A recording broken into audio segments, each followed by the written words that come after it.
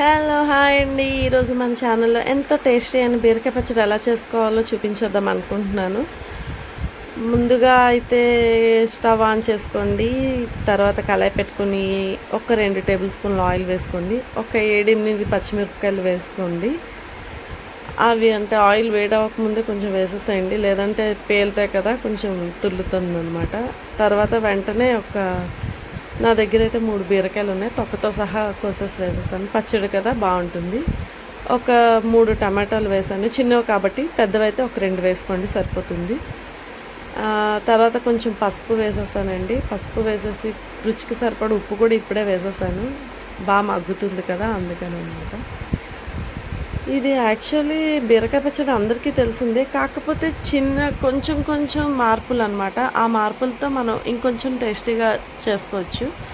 ఈ వేలో చేసే టేస్ట్ అయితే చాలా బాగుంది. ఇదిగోండి, ఇలా మగ్గించుకోవాలి. వాటర్ అంతా అయిపోయి మగ్గేంత వరకు మగ్గించుకోవాలండి. తర్వాత దీంట్లో ఇదిగోండి కొంచెం కొత్తిమీర వేసేసుకోవాలి. తర్వాత ఒక 2 ఇంచుల చింతపండు వేస్తే టేస్ట్ చాలా బాగుంటుంది, అందుకని.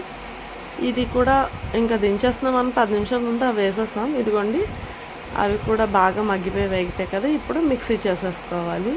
అస్సలు వాటర్ అన్నదే వేయకూడదండి. వాటర్ అన్నది వేయకుండా ఇలా మిక్సీ పట్టేసుకుని ఇంకా ఫైనల్ టచ్ వచ్చేసి మనం తాలింపు వేసేసుకోవడమే.